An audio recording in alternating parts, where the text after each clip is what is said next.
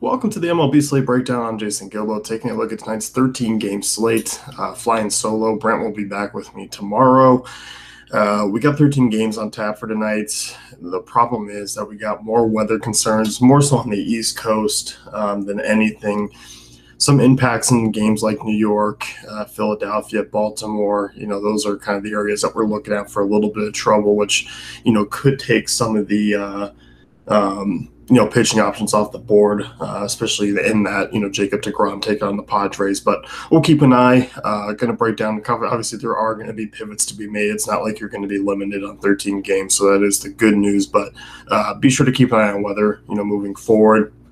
I'm going to go a little different today, just because I'm flying solo. Do want to talk starting pitching first, where I'm headed, where I'm pivoting at, top options, middle options. There's a very cheap option in a good spot that we'll talk about here. So, but do want to talk about this Mets game first. There is weather concerns. We do need to keep an eye on it, but we do have two pitching options in this game that are completely viable here. Eric Lauer taking on Jacob deGrom. deGrom obviously gets a Padres team. Not very good. Projected lineup 306, WOBA 134 ISO, strikeout right around 22%, mainly just because they have a couple guys are dropping it down, but there are plenty of strikeouts here. deGrom's an elite option, and the fact that he's about $1,000 cheaper than Luis Severino, I'm kind of hoping that he plays here. Not guaranteed to win because he plays for the Mets, but obviously deGrom's a top option here. 30% strikeout rate this year, dominant against lefties, 277 WOBA, 119 ISO, righties, 210 WOBA, 059 ISO. Whiff rates on his pitches, 4 out of the 5 over 30%. deGrom's just an elite arm at this point in his career, and we know that. So in terms of fantasy production and points per dollar, I like the $1,000 difference between him and Severino, and I will use it if weather cooperates. On the flip side of this one, Eric Lauer, he's only 4K on DraftKings, and DraftKings is the only place I would really look to use him. Eric Lauer coming off not a great start, obviously against the Cubs, but obviously looking at some of his prior games, not too shabby. He's been better of late for 4K against a Mets lineup that is just god-awful and god-awful against left-handed pitching in general. I don't mind taking a shot here. Lauer, not a huge strikeout guy, but at this price doesn't have to be. You're looking at this projected line at 310 WOBA, 151 ISO, 23.4% strikeout rate. You're not tremendously worried. Maybe the only right-handed bats you're kind of looking at here is like a Wilmer Flores or Jose Bautista. Bautista hasn't been bad against lefties, but still the contact rates are rather poor for Bautista. Flores is the guy that you'll have to watch out, and then maybe like as Drew Cabrera. So outside of those guys, Lauer should be fine here. He's a guy who will throw that cutter. Not a lot of great numbers against that pitch. It does rely on the fastball a little bit too much, but the pitch mix has changed up a little bit, where he starts to rely on some of that other stuff like the curve and the change up a little bit more. So as he kind of broadens his horizons, we've seen a little bit of progress from Lowry. He's obviously still a young arm, and there's still some upside here, so I don't mind going that route on DK for a cheap option, especially if you want to fit in some of these higher offenses like Boston, like Cleveland, who have those 5,500 plus bats in their lineup. So don't have a ton of interest in bats in this game. Let's talk, Luis Severino here, who is $1,000 more expensive. If deGrom's weather issue, obviously that puts Severino just firmly in play as the SP1 on this slate. 29% strikeout rate this year, dominant against both sides of the plate. Huge park bump going into Tampa Bay. Getting a Tampa Bay lineup that's not very good. I know they're scrappy. They put up some wins, but overall, so the team that Severino has dominated this year, when you look at, 2 starts, he's gone 15.1 innings, 16 strikeouts, 1.17 ERA. Away from home this year, he's been a little bit more off, but overall, Severino's been very solid this year. One of the elite arms in the game today. Projected Tampa lineup, 308 WOBA, 126 ISO. This is a spot where, he should crush in. Like I said, don't mind paying the difference, if weather isn't, but I do like deGrom for $1,000 less. And then, of course, you do have, Corey Kluber on this slate. going up against a Pittsburgh team that has been red hot. I think Kluber's obviously going to be the lower owned of the three. I actually think even like a Ross Stripling is someone that could out-own Corey Kluber in terms of ownership here tonight. We've seen Kluber, kind of be a little bit pedestrian at times of late. Strikeouts haven't really been there in his last 4 starts. His production hasn't really been all that consistent, maybe over his last 8 or so. I like him in GPPs just because he is an ownership play, but overall, it's hard to rank him ahead of DeGrom and Severino here tonight. And obviously, you do still have $1,000 difference between him and Severino, but just not a strikeout happy, Pittsburgh team. The strikeouts actually haven't been as great in comparison to some of the other years. Kluber, 25%, obviously still very solid, but overall, this is still a Pittsburgh team that's going to make some contact. I'm going to throw in a good amount of lefties. And obviously, Kluber is very good against both sides of the plate, but still near 40% hard contact rate against left-handers this season. No interest in really taking Pittsburgh bats here, obviously, against them. So Kluber is going to be in play, but definitely the third option among the elite guys here. I do want to talk about Ross Stripling, guy who's pitched well. He bounced back in his last 2 starts after struggling against Colorado. Pitched well against Anaheim, against San Diego. Do like him here. He does have a noticeable price difference from some of these other pitching options that we just mentioned. Gets a Phillies team that does strike out quite a bit. There is weather concerns. We do need to keep an eye on it. But he's obviously going to go up against a lineup that, yes, they have some pop, but the strikeout rate's there. It's over 22% in his projected lineup. Stripling's a guy who relies on that curveball, that slider that he can throw very well. He's excellent at location, 3.6% walk rate, can set batters up for some strikeouts, can rely on that off-speed stuff against a lot of these guys that just really do strike out against, slow, off-speed pitches, and that's, what he's throwing. Carlos Santana is probably the name that I would say to watch out for Stripling, a guy who will hit off speed stuff. But overall, Stripling's just been a guy. He sits in this middle range. He always kind of misses the top tier on most of these slates. But, guy, 2.6 times xFIP, 28% strikeout rate this year. Like I said, excellent walk rate. He gets ahead in the count, misses a lot of bats. Everything kind of adds up for him here. It's not the greatest ballpark on grade. It's a good home run park for hitters. He is, a guy who is a decent road favorite here, -147 favorite, while Zach Eflin has been decent this season. Still a guy who struggles a little bit with hard contact and stuff to lefties. So overall, I don't mind Stripling. When we jump into this kind of next tier here of guys, I think you're kind of looking more GPPs. You're looking a little bit more value. Rick Porcello gets a Baltimore team that obviously just lost Manny Machado.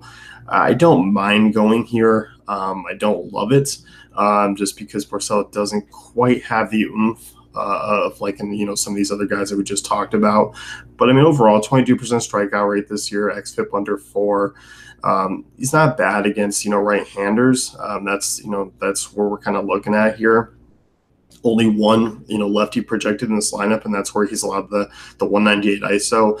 Otherwise, right-handers 9.99% ISO this year. Over 50% ground ball rate to right-handers. I do think he could have a quality start. The problem here is I just don't love that price tag for him at 9,900. But I will say he isn't still in play for GPPs if like some of these guys do get rained out, and he's a pivot option. So. He throws that sinker. He's getting about a 56% ground ball rate on it. His whiff rates have dropped a little bit this year, but overall, still expecting to go out against a lineup that has a 266 WOBA against right-handers and a 26% strikeout rate. It's just god-awful, this Baltimore team, and especially with Machado gone. It's going to be a team to pick on from here on out. So don't mind Porcello. Last pitcher I do want to talk about here, we're going to jump to the late game, LA and Chicago. Barria is a guy that is heavily off speed, throws that curveball a fair amount. Throws that slider a fair amount, about 35% there, looking at some more stuff. 40% whiff rate on it. Hitters have a 210 WOBA, 075 ISO. with them throwing that pitch quite a bit and also working in a change at 19% of the time that has a 35% whiff rate, there is some strikeout upside against against a Chicago team with a 24% strikeout rate in their projected lineup. Barria is a cheaper option. He's 8,100. I do think he has a bit more strikeout upside than some of these other guys like Sean Newcomb in that price range. I don't mind Newcomb, but his recent form has been off. Marlins don't strike out a ton. There's just some okay right-handed bats against lefties there. So I kind of like Barria as like a deep GPP play. In terms of strikeout upside, I think it's there. He's run into a tough stretch of offenses where, he's faced Seattle, Boston, Toronto, Arizona, New York, Houston. He's faced some good offenses. So I'm kind of willing to give him the benefit of the doubt on some of his recent form. But obviously it's still a high risk, high reward, but the upside's there. He is a sizable home favorite here. You got Chicago projected for under 4 runs. So definitely viable in GPPs for that price tag, has some strikeout upside. Let's get to some offenses. Obviously, we're going to look at some of the top ones here first, and we'll get to more contrarian down the line. Let's talk Boston against Kevin Gausman. History with Kevin Gausman's kind of been boom or bust for Boston. As always, we tend to look at some of the middle, cheaper end options.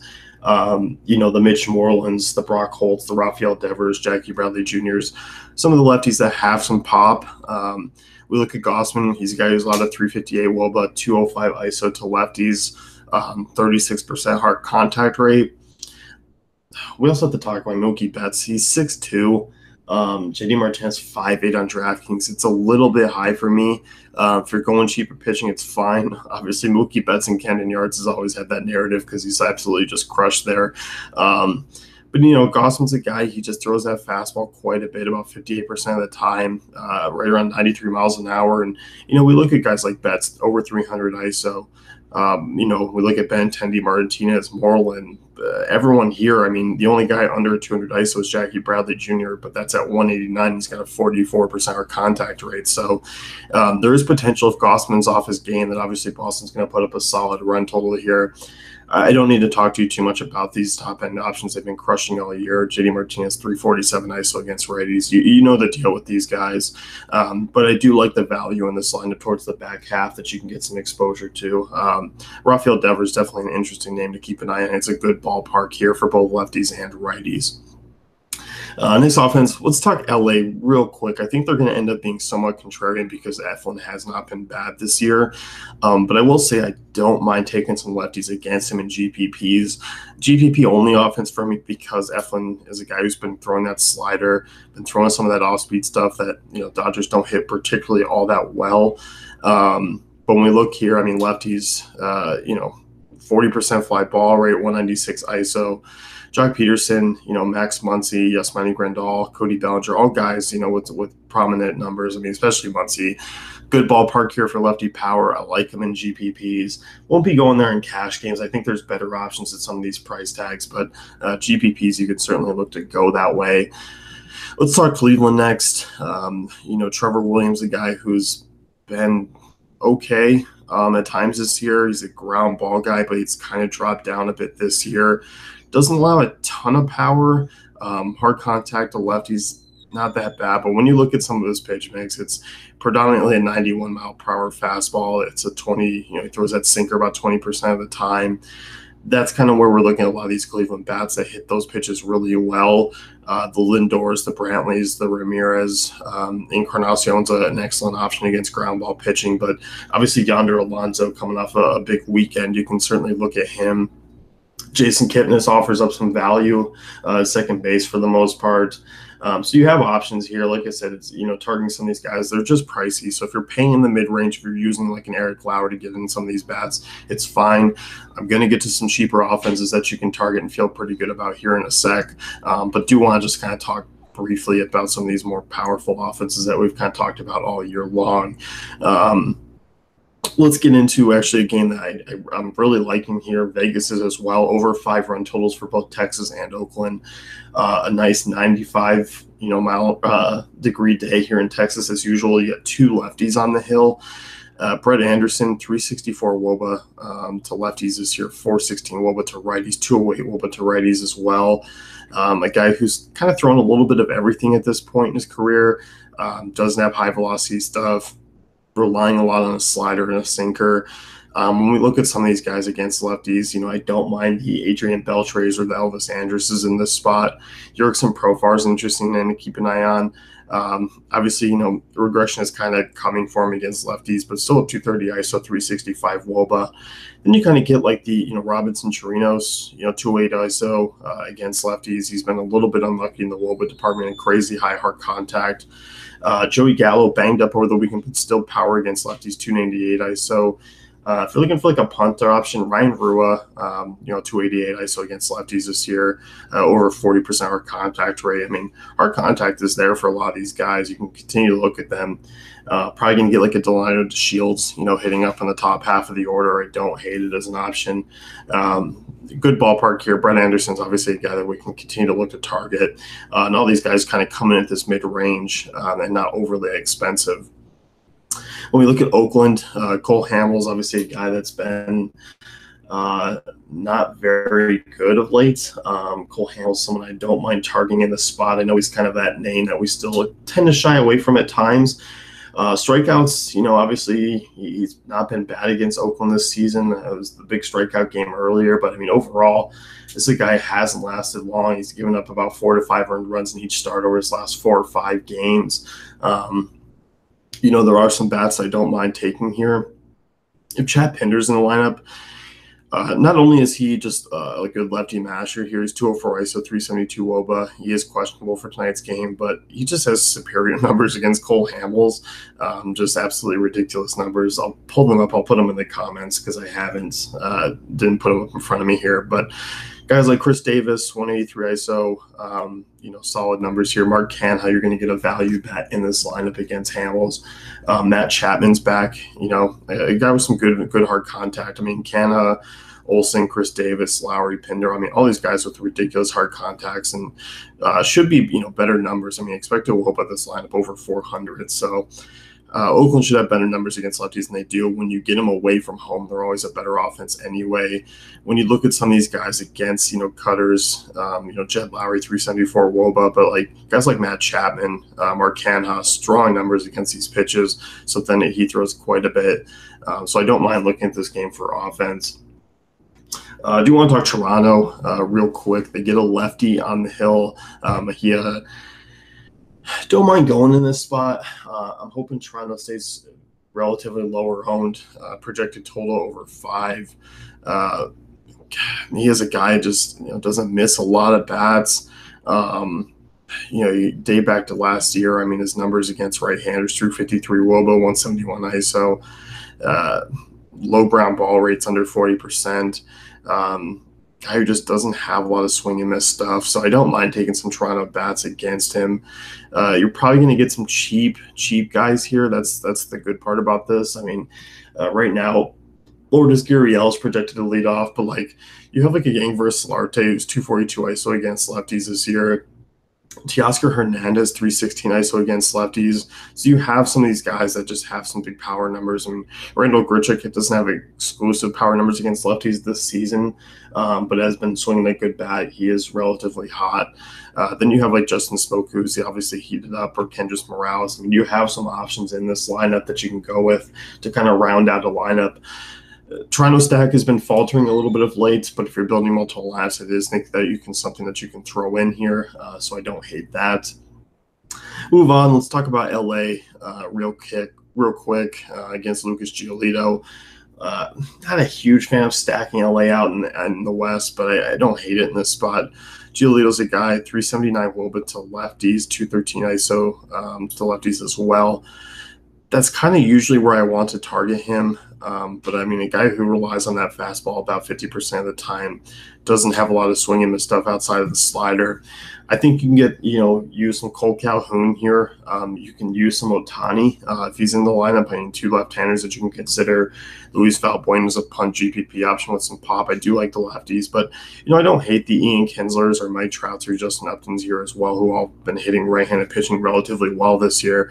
So I do think an Angels lineup is in play. Given their price tags, I think they're actually a viable stack. I mean, Mike Trout's your only expensive option.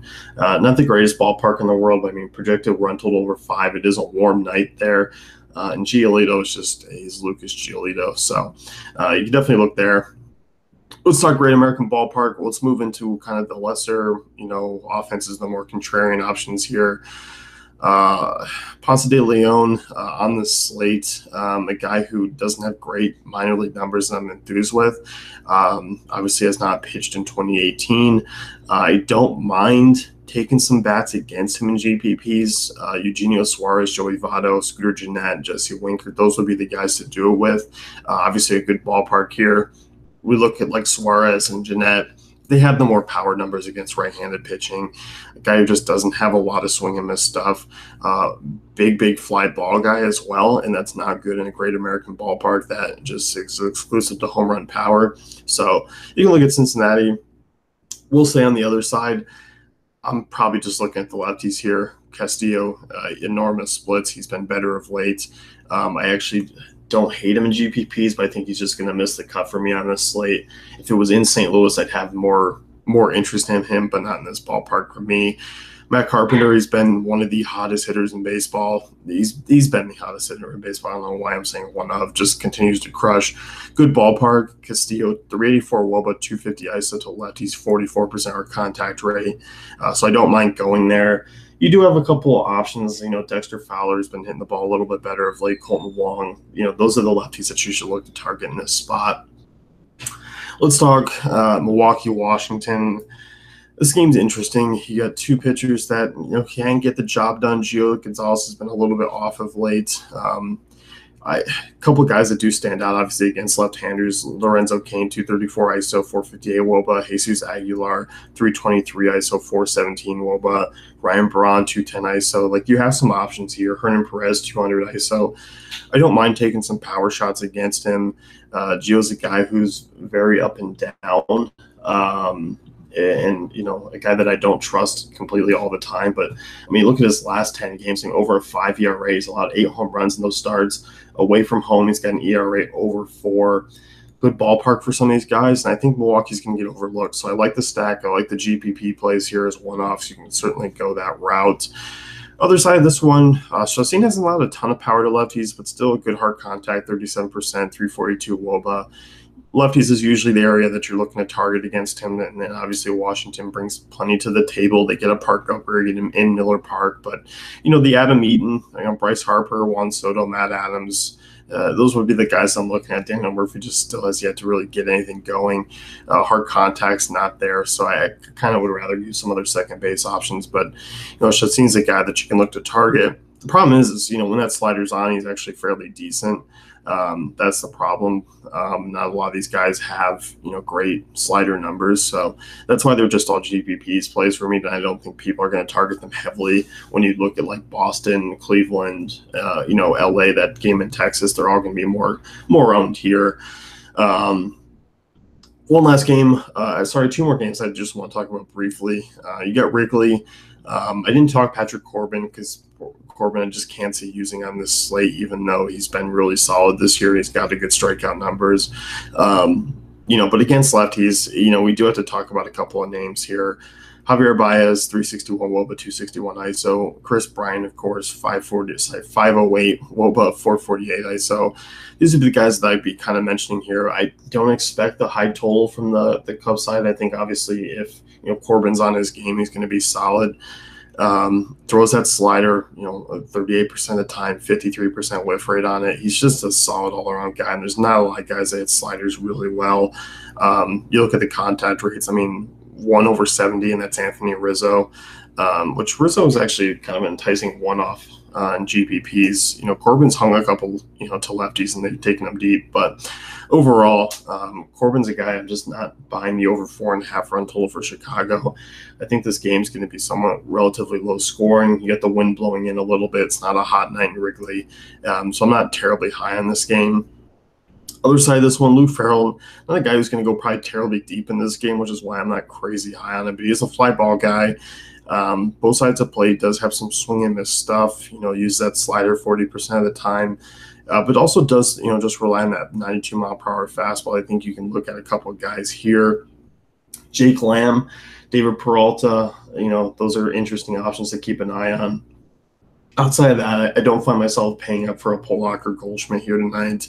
Of course, if you're looking to stack or be really contrarian, you can go that route, but not too thrilled. Last game I do want to talk about here is Kansas City and Detroit. Heath Fillmyer on the hill. Kansas City is kind of rolling out some of these oddball names lately. Francisco Liriano. Liriano, 361 WOBA to right-handers this year.